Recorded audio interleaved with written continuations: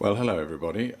It's about the 5th of December here, and it's hot. It's going to be 40 degrees today. That's Celsius, not Fahrenheit, and going to be fairly unpleasant out here, so I won't be out here for very long. But I thought I'd just make a little short video to show the fitting of the front guards. I put one on yesterday, and it's turned out really well. That's the original piping, the stainless steel piping that goes between the guards, and it's a little bit tricky to get in place. The guards, of course, are bolted across the top and the front and the bottom, and then they have 5 little round-headed self-tapping screws which hold the guard in place onto the A pillar. Now, of course, that means there's not a lot of adjustment there fore and aft for any door gaps. So I thought I'd fit the front guards on and then fiddle around with the door gaps with the hinges and the rear guard, because there is a little bit more space on the rear guard. So how are these held in place? Well, a lot of you will be familiar about that, but let's start with the actual guard itself first. Fairly straightforward. Let me find an example. We have these little speed nuts here which clamp on here, and there's some movement in there. They won't fall out, but there is a little bit of movement, which means you can get the nuts, which are these pieces here, in from the other side and locate them in there quite easily and do them up. And they're a very coarse threaded bolt. You can see there, I called them a nut before, or they're probably called screws or something, I'm not sure, but anyway, they're coarse threaded, which means they go up quite tight. 7/16, I think, head. This is a new kit that I bought from AH Spares. I did think about reusing the old ones. There's nothing wrong with them, but they're a bit rusty, and the new kits come complete with everything, and they're not very expensive, so I thought I'd lash out and buy that. So the beading itself has to be fixed onto the guard and onto the body, onto the front cowl. Now the rear guard, it's just fitted onto the guard, but the front guard, it has to be fitted on both. So you can see some of these tabs are bent that way and some of them are bent that way. So these two here are ones that I've located onto the guard, and also if we go back, a nice tracking shot, if we go back, there are a couple there. They're quite long, but they are actually bent over onto the guard side. The rest of them, like these, fit onto the body or the cowl side.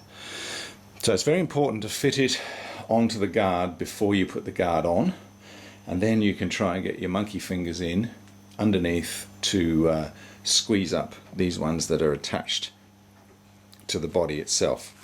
And if I just have a little wander around here, fairly self-explanatory, I guess. Those are the holes for the screws. These two are accessible from under the dash. They're not very difficult to get at. And these 3 here are accessible from inside the wheel well, so they're okay. But once you get past there, these holes and also the tabs that you have to bend over for the beading, you can't get at through the wheel well because of this mudguard section there. So you really have to get at them from inside the engine bay, and you can see that's pretty accessible on this side. Not too bad at all. The other side is a bit more of a problem because there is that heater trunking, which you can see there in the way, and the heater as well. It's very hard to get the hand up in there. And I remember when I took the car to pieces, I had a lot of trouble accessing one particular bolt up in there. It seemed almost impossible. So what I'm going to have to do is remove that heater trunking off the heater motor and just push it to one side. It's new trunking, so it's reasonably supple. I should be able to do that.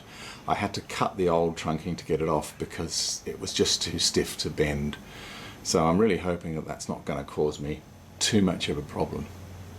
So that's a little bit of a job for today. I don't know whether I'll get them all fitted on. I haven't actually done those nuts underneath there because I thought I'd leave them till last to make sure that all the gaps were okay, just in case the front guard had to come off again.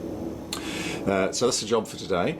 So when you're doing this, you fit it onto the mudguard first, and then you put the mudguard in place here, bolt it in place with the front and rear bolts, get it all lined up, and then get your hands underneath, swear a little bit, lose a little bit of blood, wipe the blood marks off the carburetors, and it's all done. And then we try and fit the doors.